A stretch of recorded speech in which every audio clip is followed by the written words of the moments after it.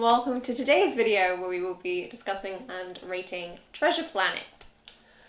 Treasure Planet, believe it or not, is based on the book Treasure Island, except that this time they're all in space, and instead of an island, they got a whole planet full of gold.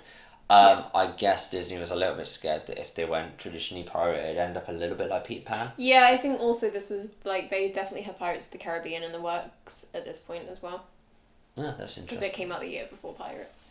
Yeah, I think that most Disneys kind of have, I don't think it's done on purpose, they have like an accidental sibling film. For example, Jungle Book kind of links with Tarzan. Lady and the Tramp kind of links with Aristocats.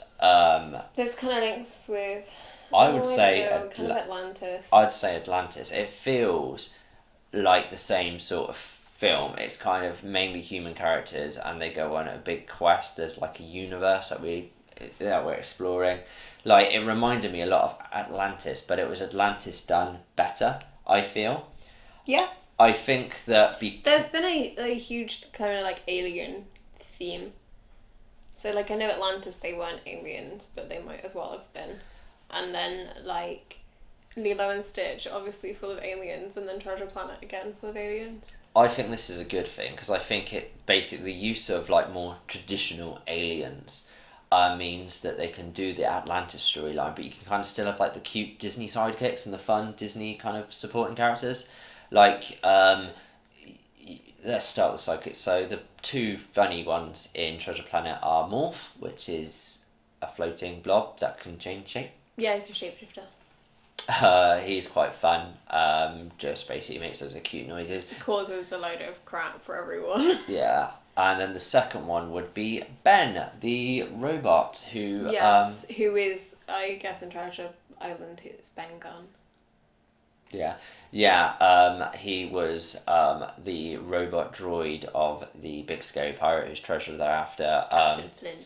And Flint took out his memory core to further hide his gold. So Ben is this robot that has literally lost his mind, is the running joke, because A, he's gone crazy because he's been on a planet on his own for God knows how long, and also because he literally has lost his mind. Yeah, he's quite fun. I remember being a little bit annoyed with him when I was a kid. This is one of the other Disney films I saw first at the cinema. So I didn't actually see that. I think I was 19 the first time I watched this. Yeah. And then obviously rewatched it again like 5 years later. Yeah, it's... I like Treasure Planet. I think it's fun. I like the characters. You've got Joseph Gordon-Levitt has Jim Hawkins, the rebellious boy that ends up basically becoming a deckhand and having to learn discipline through hard graft, I guess. But of course he knows there's gold waiting for him at the other end of it, so he puts up with it. What other fun characters have we got? Doppler, Dr. Delbert Doppler, who's the dog. Yeah, you would know him as Frasier's brother. Niles, yeah. And Sideshow Bob's brother. Yeah, which is good fun. Like, he, again, just kind of adds his own personality to the character, but I think it works really well. He has one of those voices that just works for animation. He's good fun. I really like Captain Amelia. Yeah, Emma Thompson. Yeah, her first voice acting role. Yeah, it's kind of good fun. It's like, because Emma Thompson is really good at that sort of character, but like being animation, she could kind of do a more action heavy role, and it's quite. And she's a cat. Yeah. I quite like just some of like the supporting cast. I like the Captain Arrow. Oh, Mr. Arrow. Mr. Arrow. Who is her second in command. He's just this man made of stone with the best chin in Disney history. You've got this evil lobster pirate who is the nasty deckhand. Mr. Scroop. Yeah, he's good fun. Then you, of course, have got the big villain of the piece. Well, Long John Silver's like the little villain of the piece. Yeah, he is kind of like... But in this, he's a cyborg. He's like half cyborg. Because really, I think like Flint is the big bad in Treasure Island. But he's absent for the whole thing. Yeah. Like, he is a dead pirate who is basically set up a load of traps and And then it turns out that like Long John Silver's crew are worse than him by the end because he develops a soft spot for Jim. Yeah, it's interesting. I think I would still class him as the villain. He's just the villain that kind of decides to do the right thing at the very end. I think we get onto this more when we get to the modern era. I was going to save this debate for the modern era, but I'll bring it up here. Well, I've got nothing else to talk about. Like, the modern era villains are interesting because I think at this age, like in the modern age, we like our villains to be complex. Complex, less clear cut. For example, spoilers for Frozen, but the villain turns out to be the love interest, like shock horror. I'm not over that. With Moana, the villain actually wasn't the villain. The villain is like the person that they're trying to save, isn't it? Yeah, which was a good twist, and like it makes for really interesting stories. But at the same time, I think it means that none of the modern Disney villains I would put up there with the greats.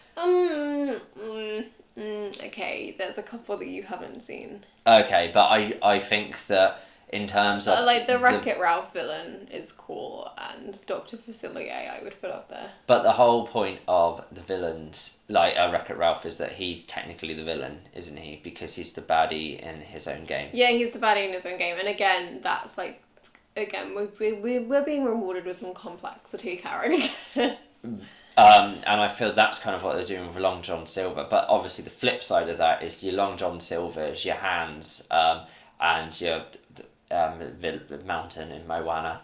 Takar, yeah. They will never be the best of Disney villains. I mean, we rather have your completely uncomplex Gaston or Maleficent. We'd rather just... Oh, well, okay, Maleficent. Yeah, but she is a villain. Like, there's no like playing around with it. You can kind of agree that she's probably a little bit wrong, but she's also a horrible, nasty ruler. No, I love just her. because right, no, we're getting off. Jolie, she was wrong. She was getting off track. We're getting off track of Treasure Planet. Treasure Planet, I think, is Atlantis done better. Still doesn't feel Disney to me. I think, like all the experimental films. But none of these are. It's like, so Disney in this, again, like every single video in this, I'm just going to come back to like the experimental thing because, spoiler alert, I don't like most of these films. So every single review from here on out until we get to Princess and the Frog, it's going to be me going, they're crap. Sorry, don't like them. But Disney was going through a weird time. They were like, what do people want? What do people want? I'm like, I don't know, just give me a freaking princess film and I'll be happy. And then eventually they did that and everyone loved Disney again. Yeah, I don't know. I think Treasure Planet, I want to say, is one of the better ones, but I kind of... it's still not very Disney. I did like it. Yeah. I did really... But then I don't know if I did like it or if I wanted to like it because my friends liked it and I was like, yeah, I can like that too. But then I rewatched it and I was like, yeah, I don't like this. Probably still, like Atlantis, a bit too busy. I have no opinion. Okay, well that's fine because we can kind of go for a vaguely short video today because we've been doing loads of long ones. So fun fact. My fun fact is that at the end of the movie, Dr. Delbert Doppler, who is a dog, and Captain Amelia, who is a cat, get together and have some babies. It was revealed that Mr. Doppler gave birth to the babies, as is apparently done in alien culture, but Disney ordered those lines cut from the final film because apparently it was too risque for a kids' film that a man could have babies. I prefer it that way round, in all honesty. Right, ratings. I'm gonna go 4. Yeah, me too. Sorry, I'm gonna give it a 4. 4's quite good for the experimental era, though. I was gonna give it a 5, and then I'm like looking like I really hated it when I rewatched it. Sorry. Sorry if it wasn't making the noise like The Grudge. If any of you were traumatized by that. I didn't mind rewatching it, but I don't think I'd rewatch it again. I think a second time just to like fully appreciate it as an adult was enough for me. On that note, have a magical rest of the day. Sorry for the no video yesterday. Basically, we actually have stuff to do now, our lovely lockdown period. Well, we're still in lockdown, hopefully we'll be for a lot longer. And we are actually having to do stuff with our days now, so these are probably going to be every other day now. Okay, but we're still We'll still be doing them. Yeah, we'll still be They're doing just them. going to be a little bit less. Like my enthusiasm for the experimental era. Yeah, I don't have anything else to that. Anyway, magical rest of the day. Bye. Bye.